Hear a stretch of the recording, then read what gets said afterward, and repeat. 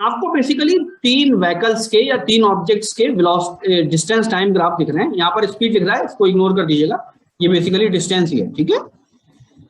तो आपको तीन ऑब्जेक्ट दिख रहे हैं ए, बी और सी, ओके।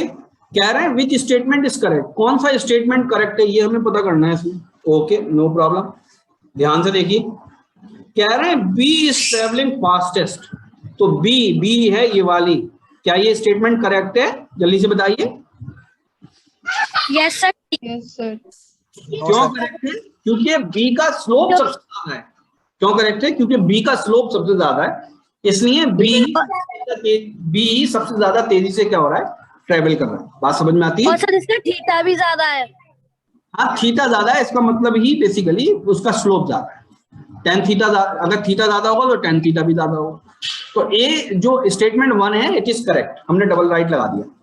दूसरा क्या कह रहे हैं, distance covered by B by the time it passes C is 4.5।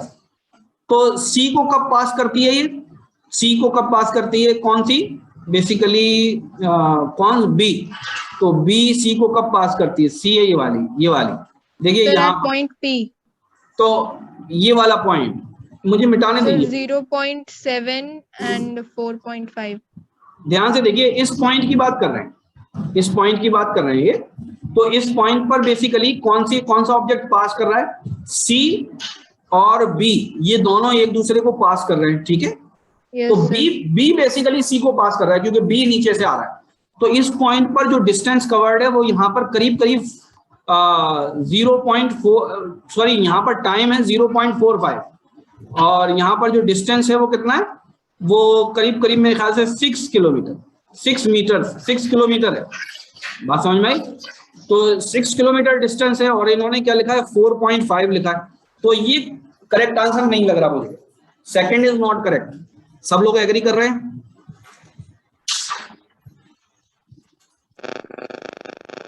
Yes sir. ठीक है, अगर हमें लिखकर यहाँ पर दिया होता है एग्जैक्ट यहाँ पर डिस्टेंस कितना है तो हम पक्का पता लगाते, यहाँ सिर्फ अंदाजा लगा सकते हैं हम सेकंड वाले में, ठीक है। बात समझ में आती? Now let us talk about third one. कह रहे हैं all the 3 lines A B C do not meet on the correct same point on the road. क्या ये बात बिल्कुल सही है? तो ये बिल्कुल सही बात है कि तीनों ऑब्जेक्ट कभी भी सेम डिस्प्लेसमेंट पर सेम टाइम पे नहीं थे, ठीक है। जैसे फॉर एग्जांपल, अब हमें ये तो बताइए कि पहला करेक्ट है दूसरा इनकरेक्ट है। Let me erase all the things. ये पहला करेक्ट है दूसरा इनकरेक्ट है। ये बताइए इस टाइम पर ऑप्शन डी होगा आंसर। इस टाइम पर, हाँ बेटा मैं एक्सप्लेन तो कर दूं। इस टाइम पर दोनों ऑब्जेक्ट यहाँ पर इकट्ठा थे, इस टाइम पर ये वाले दोनों ऑब्जेक्ट यहाँ पर इकट्ठा थे, इस टाइम पर ये वाले दोनों ऑब्जेक्ट यहाँ पर इकट्ठा थे। बात समझ में? इतनी दूरी पर इकट्ठा हुए थे, ये तीनों एक साथ कभी भी नहीं हुए। तो ये भी गलत हो गया। फोर्थ कह रहे हैं when B cross A then C is at 7 kilometre. तो इसको कैसे निकालेंगे बच्चों? जब बी ने ए को क्रॉस किया, तो सी का जो डिस्टेंस आएगा वो यहीं का तो आएगा, बोलिए। Yes sir. जब बी ने ये वाला किया तो इसी सेम टाइम पे सी का जो है वो डिस्टेंस देखेंगे तो करीब 8 किलोमीटर आ रहा है। वो यहाँ पर जो दिख रहा है वो करीब हमें कितना आ रहा है, 8 किलोमीटर। तो ये 7 किलोमीटर कह रहे हैं, तो हम इसको भी गलत मान लेते हैं, इसको भी गलत, ये भी गलत, ये भी गलत। तो ए ही बेसिकली हमारे कंक्लूजन के हिसाब से जो ए है वही बेसिकली करेक्ट आ रहा है। बात समझ में आ रही है? सर ये जो हमने अभी लास्ट वाला किया है सर वो 8 के हल्के नीचे है। When B क्रॉस A, जब B ने A को क्रॉस किया उस टाइम C कहां पर था? अच्छा मैं लाइन नीचे कर दे रहा हूं, आप तो ऐसे कर दूं? Yes sir. अच्छा यही तो दिक्कत है इसके ना। अब देखो ये लाइन आपने ऐसे बनाई एक्चुअली में अगर ग्राफ बनाकर दे देंगे, ग्रिड लाइन बनाकर दे देंगे तो आसान होगा इसमें। अगर ग्रिड लाइन बना के नहीं दी, क्योंकि ये तो बेसिकली वो किताब है ना, क्या नाम है, जो गाइड्स हैं, गाइड्स के अंदर इतना केयर कौन करता है कि ग्रिड बना के दे या कुछ करे, है कि नहीं। तो चलो हम इसको करेक्ट मान लेते हैं, 7 किलोमीटर वाले पॉइंट को करेक्ट मान लेते हैं। तो फोर्थ इज करेक्ट। सर 3 और थर्ड इज आल्सो करेक्ट। सही है। all the three lines A, B and C do not, oh sorry, my mistake, ये यहाँ do not लिखा हुआ है, तो do not लिखा हुआ है तो करेक्ट होगा ऑब्वियसली। मैं एक्चुअली में ये सोच रहा था कि ये दोनों मीट करते हैं या नहीं करते, तो मीट नहीं करते, ये सही बात है, तो डू नॉट लिखा है तो फर्स्ट, थर्ड और fourth will be the correct. Okay, तो इसके हिसाब से फिर डी करेक्ट हो जाएगा। ओके, हाँ फाइका पूछिए। सर फोर्थ पॉइंट में तो वो ओरिजिन से कह रहा है, तो हम वाई एक्सिस से क्यों ले रहे हैं? बेटा ओरिजिन से तो ले रहे हैं, जो भी ऑब्जेक्ट हैं वो ओरिजिन से तो नापे जाते हैं। नहीं समझ में आ रही बात? ओरिजिन से डिस्टेंस नापना है तो वर्टिकल डिस्टेंस, वर्टिकल हाइट में चलेंगे। ये स्पीड को इग्नोर कर दीजिए, ये डिस्टेंस है, ठीक है। आप लोगों को शोर आ रहा है क्या? शोर आ रहा है क्या कुछ? Okay sir. आप लोगों को शोर आ रहा है या नहीं? तो इधर जाइए, अब्दुल्ला इधर जाइए बेटा, इधर जाइए, इधर जाइए, इधर मत आइए, जाइए इधर जाइए बेटा, फिर खेलूंगा अभी 1 घंटा खेलूंगा आपके साथ, ठीक है, आई प्रॉमिस। उधर जाइए, 1 घंटा खेलेंगे हम लोग अभी, उधर जाइए, खेलिए दोनों लोग उधर जाइए, शाबाश।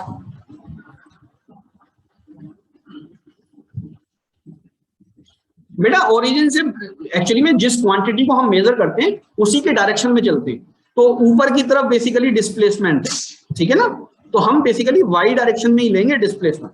बात समझ में आ रही है आपके? बोलिए। Yes sir. इसके जो कोऑर्डिनेट होंगे वो किस तरीके के होंगे?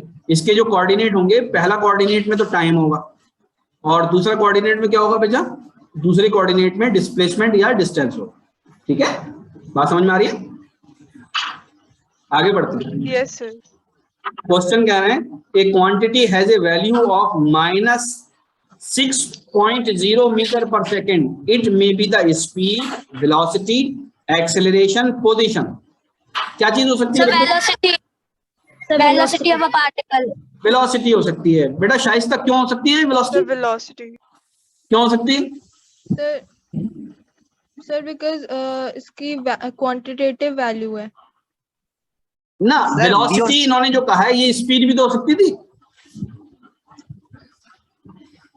ये स्पीड भी तो हो सकती थी, मीटर पर सेकेंड है, वो भी तो क्वांटिटी होती है बेसिकली, स्पीड भी।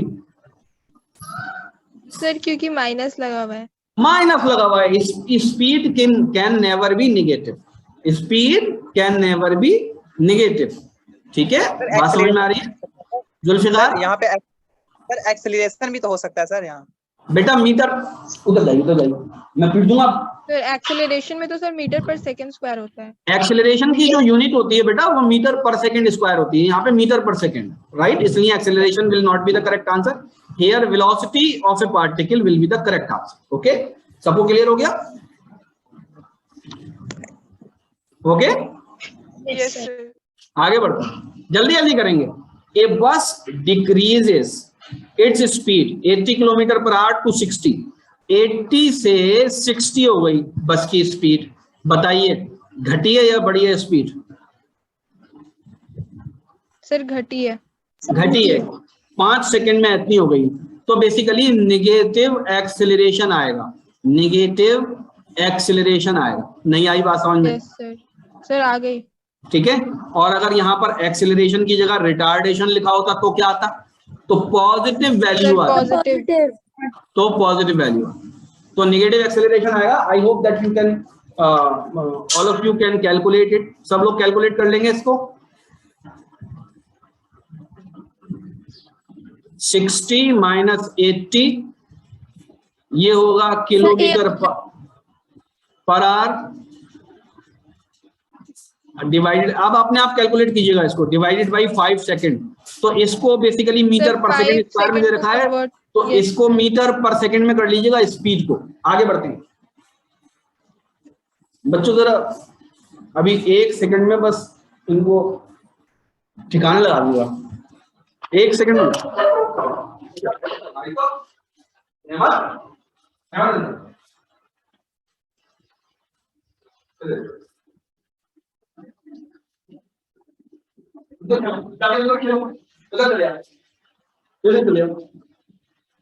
अगर इधर कोई मैं स्पीड दूंगा बता देना,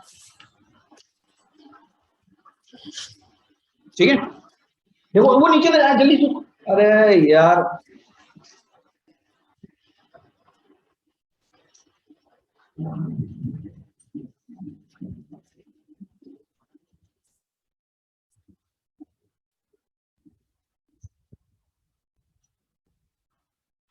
ओके, ठीक है बच्चों, आप लोग निकाल लीजिएगा इसको। Question number 8, if the particle moves with a constant speed, constant speed से एक पार्टिकल चल रहा है, the distance time graph is a straight line, circle, polygon, stair like line. Straight line. Straight line will be the correct answer. सबको यही पता है, बोलिए। Yes sir. एक train starting from rest, rest से स्टार्ट हुई है, तो यू कितनी हो गई, u 0 हो गई, of rest and rest attains A velocity, और v कितनी हो गई है इसकी 72 kmph, ओके, इन 5 मिनट। टाइम कितना लगा है इसको बच्चों, 5 मिनट लगे, ठीक है। Assuming that the acceleration is uniform, find the acceleration. A निकालना है, आई होप सब निकाल सकते हैं आप लोग। Sir 15 metre per second square, C option. Okay भाई जुल्फिकार, आप निकाल सकते हैं बेटा एक्सेलरेशन। Yes sir. ओके, इसमें ये याद रखिएगा किलोमीटर पर आवर में वेलोसिटी दे रखी है और टाइम हमें सेकंड मिनट्स में दे रखा है। दोनों चीजों को मीटर पर सेकंड में कन्वर्ट करना है, टाइम को सेकंड में और वेलोसिटी को मीटर पर सेकंड में, राइट। ओके आगे बढ़े। ओके ये क्वेश्चन जल्दी जल्दी देखेंगे। An object travel 60 metre in 4 second, 16 metre 4 second, 16 metre in 2 second. Average speed निकालनी है, तो याद रखिए एवरेज स्पीड का जो फॉर्मूला है वो बहुत ही simple, total distance divided by total time. बात समझ में आई, टोटल डिस्टेंस टोटल टाइम। तो 16 16 32 डिस्टेंस हो गया, टोटल टाइम कितना हो गया, 4 और 2 6 ऑप्शन बी सेकंड हो गया, मीटर पर सेकंड। बात समझ में आ गई। 5.33 5.3। दूसरा फार्मूला हम बाद में लगा सकते थे, दूसरा भी फार्मूला लगा सकते थे। अगर हमें स्पीड दी गई होती है अलग अलग, अगर हमें स्पीड दी गई होती है अलग अलग, तो हम दूसरा फार्मूला लगाते, ठीक है। Question number 2, what does the odometer of an automobile measure. Odometer क्या मेजर करता है, डिस्टेंस ट्रेवल्ड मेजर करता है, डिस्टेंस ट्रेवल्ड बाय व्हीकल, ठीक है। एवरेज नहीं, डिस्टेंस, टोटल डिस्टेंस करता है वो, ठीक है। Question number 3, convert 50 metre per second into kilometre per our. Kilometre per our करने में क्या करते हैं, किसी वैल्यू को, अगर 15 मीटर पर सेकेंड, 18/5 से इसको 18/5 से मल्टीप्लाई कर देंगे। बात समझ में आ रही है, किलोमीटर पर आवर में कन्वर्ट करने के लिए। बात समझ में आ रही है, बोलिए। नहीं यस इससे यस सर। हाँ इससे मल्टीप्लाई कर देंगे, तो कितना हो जाएगा ये 54 किलोमीटर पर आवर। 54 ये हो जाएगा 18 तिया, ये 3 हो जाएंगे, 18 तिया 54 किलोमीटर पर। और अगर किलोमीटर पर आवर वैल्यू दे रखी है, इसको मीटर पर सेकंड में से कन्वर्ट करना है, तो किससे मल्टीप्लाई करेंगे, 5/18 से, 5/18। ठीक है। बहुत ही सिंपल है, बहुत ही बिल्कुल सिंपल है, इसमें कोई वो ही नहीं है, परेशानी नहीं है। और करते हैं 2 बॉडीज। एक सेकंड बच्चों, फोन आ रहा है, मैं फोन मोबाइल लगा रहा हूं।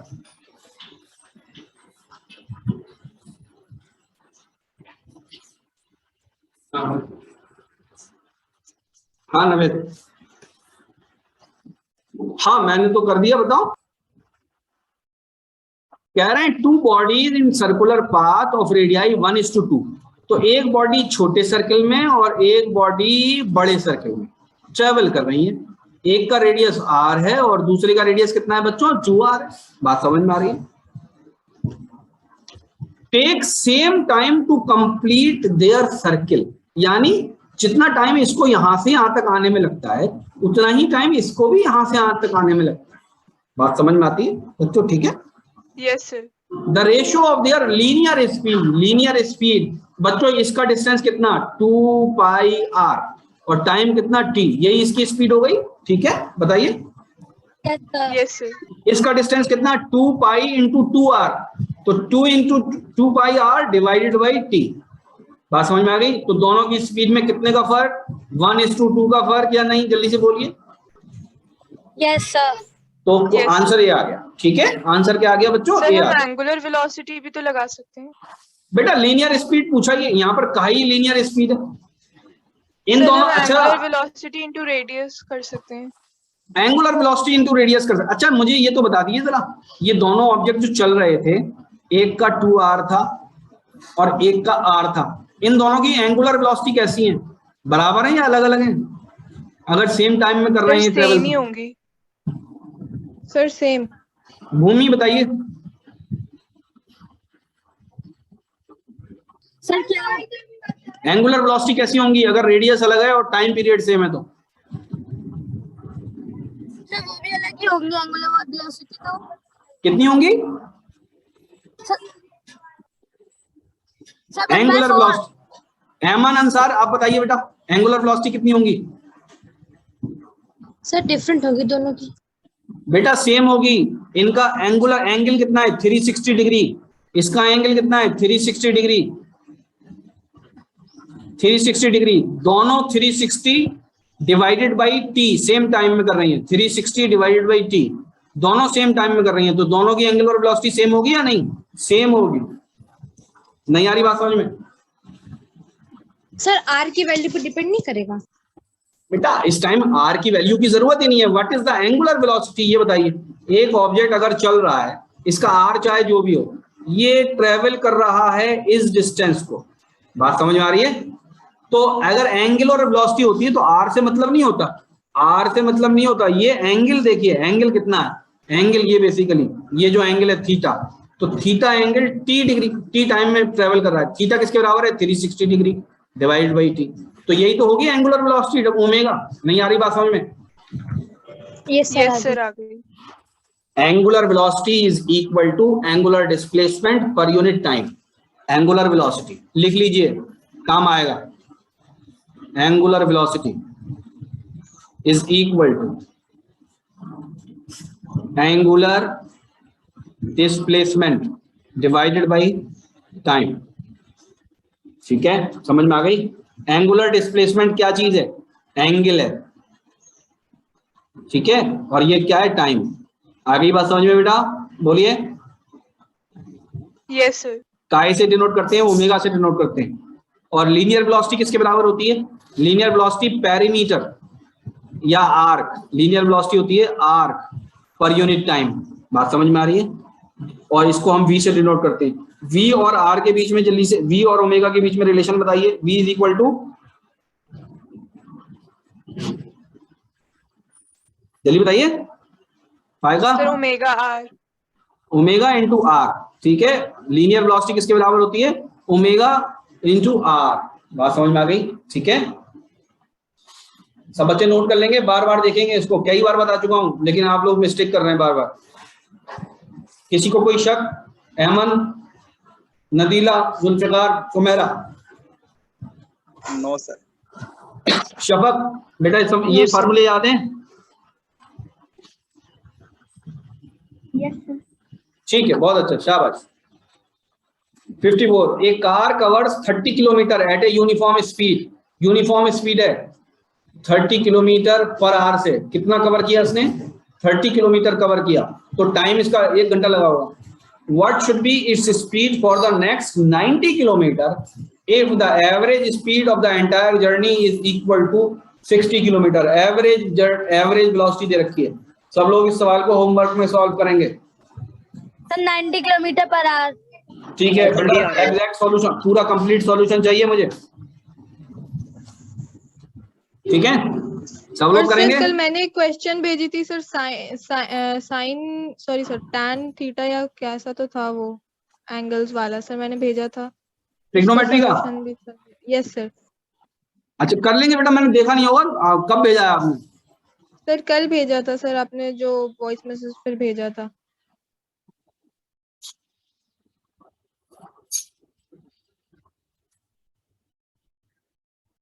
अभी देखेंगे, अभी देखेंगे बेटा। मैंने बता तो दिया था आपको वो आंसर, कल ही बता दिया था। नो सर, बट सॉल्व एक बार कर ले। अभी अभी देखते हैं, घबराइए नहीं, बिल्कुल अभी देखेंगे। इसको और कर लेते हैं जल्दी जल्दी, ये आखिरी पेज ही बचा, ये आखिरी पेज ही बचा, ये आखिरी है 56। If two objects are move in circular path of radii in the ratio 1:3 and take same time to complete the circle, what will the ratio of their speed का रेशियो दोनों के जो रेडियाई हैं वो किस रेशियो में, R:1 वो 1:3 है, तो स्पीड का रेशियो V1:V2 भी 1:3 होगा। सब बच्चों के समझ में आ रहा है? Yes sir. Yes sir. Angular velocity का क्या होगा सर? सेम रहेगा। ω1:2 ω2 किसके बराबर होगा? 1:1। सबके समझ में आया? Yes sir. Okay. 57. The speed time graph of a particle moving in a fixed direction as shown in the figure. The distance traveled by the particle t is equal to 0 to t is equal to 5 is, ध्यान से समझ लीजिए, ये बहुत important question है। इस तरह का क्वेश्चन आने की उम्मीद है, एग्जैक्टली ये नहीं लेकिन इस तरह। ये क्या दे रखा है? वेलोसिटी टाइम ग्राफ दे रखा है। हमको इसमें क्या निकालने को कहा है? डिस्टेंस या डिस्प्लेसमेंट। वो याद रखिए, ये हमेशा निकलेगा एरिया अंडर कर्व। क्या निकलेगा? Area under the curve. ये बेसिकली क्या देता है हमें? ये देता है हमें डिस्टेंस, या आप डिस्प्लेसमेंट भी कह सकते हैं। ओके, समझ में आ रही है बात? बोलिए। Yes sir. Yes sir. हमसे कह रहे हैं t इज इक्वल टू 0 से t इज इक्वल टू 5, यानी ये यहां से यहां तक कह रहे हैं, बस यहां से यहां तक। तो आप क्या करिए, इस ट्राइंगल का एरिया निकाल दीजिए। 1/2 into 5 into 12 is equal to 6 पंजे 30 मीटर आंसर आएगा। सब बच्चों का आ रहा है यही? यस सर, यही आ रहा है। ओके, शाबाश। तो बच्चों ये जो क्वेश्चन है, क्वेश्चन नंबर 12 पूछा गया है, ठीक है? क्वेश्चन नंबर 12 पूछा गया है, कह रहे हैं which of the following graph is represented by s is equal to ut plus half at square, symbols have their usual meaning. तो बच्चों जब कभी भी ऐसा क्वेश्चन आएगा तो सबसे पहले इस इक्वेशन पे ध्यान दीजिएगा। ये जो इक्वेशन दे रखी है बच्चों, ये बताइए इक्वेशन क्या दे रखी है? ये s is equal to ut plus half at square. ध्यान से देख लीजिए कि जब भी इस किस्म का क्वेश्चन है तो इसका मतलब क्या है बच्चों? एक्स एक्सिस पे टाइम होगा और वाई एक्सिस पे क्या चीज होगी? डिस्प्लेसमेंट। क्या मेरी बात समझ में आ रही है? बोलिए। Yes sir. बोलिए बोलिए जल्दी बोलिए। Yes sir. Yes sir. अब मुझे ये बताइए आप कि ये ग्राफ तो यहां से शुरू होगा ना, टाइम से शुरू, t इज इक्वल टू 0 से शुरू होगा ना? बोलिए, होगा या नहीं?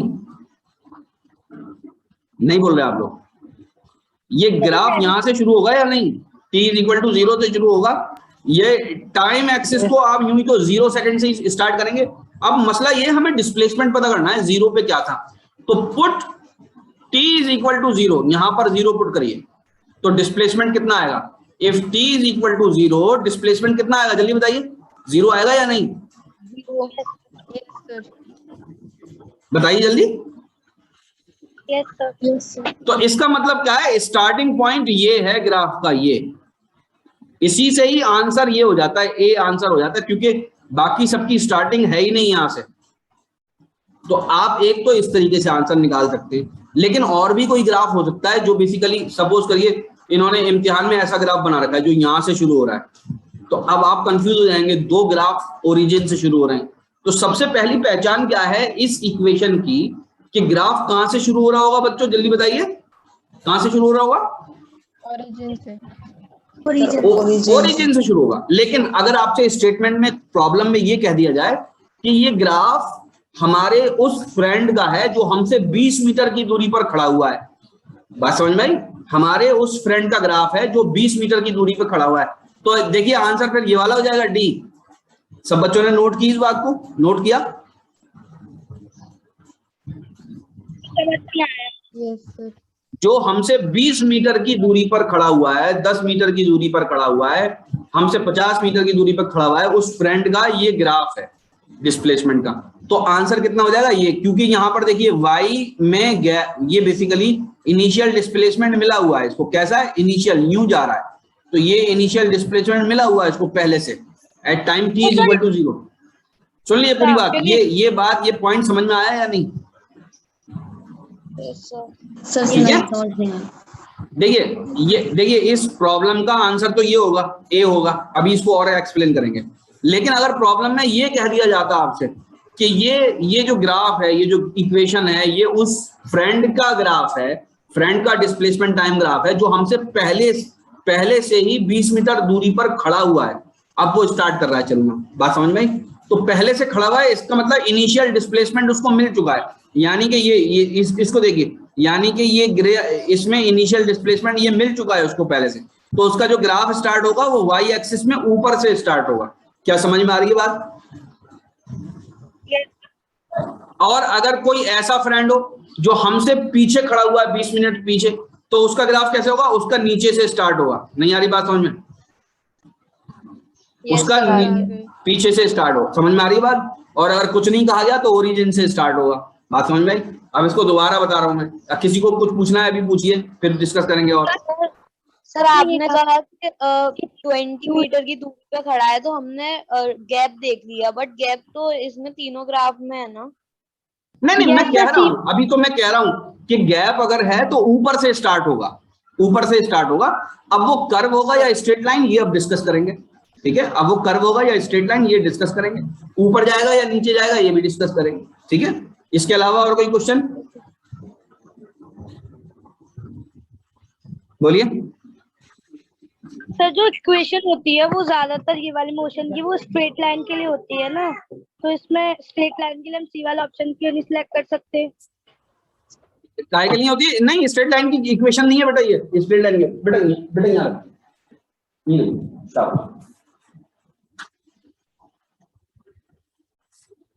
बेटे, इसको छोटे वाले को, वो इसको छोटे वाले को पकड़ के लेके जाना। ठीक है, 1 मिनट में रिकॉर्डिंग को। ठीक है, हाँ इसको छोड़िएगा नहीं, वरना ये नीचे गिरे। हाँ ठीक है, इतना कंफ्यूजन दूर हो गया। अहमद बेटा नीचे जाइए, चलिए, जिससे मतलब बहन के साथ जाइए। ठीक है, अब बच्चों मैं इसको मिटा रहा हूं। अब ध्यान से देखिए, हमारे पास इक्वेशन है s is equal to ut plus half at square. ये जो इक्वेशन है ये स्ट्रेट लाइन की नहीं है, ये पैराबोला की है। और क्योंकि यहां पर ये पॉजिटिव है, ये क्या है, ये पॉजिटिव स्क्वायर टर्म, तो पैराबोला ऊपर जाने वाला है, नीचे आने वाला नहीं है। बात समझ में आ रही है? ठीक है, तो इसका मतलब, और दूसरी बात, at t is equal to 0 s is equal to 0, ये चीज ये बता रही है कि ग्राफ स्टार्ट यहां से होगा, ओरिजिन से होगा। और ये स्क्वायर ये बता रहा है कि ग्राफ कर्व्ड होगा, और ये प्लस का साइन ये बता रहा है कि ग्राफ ऊपर जाएगा।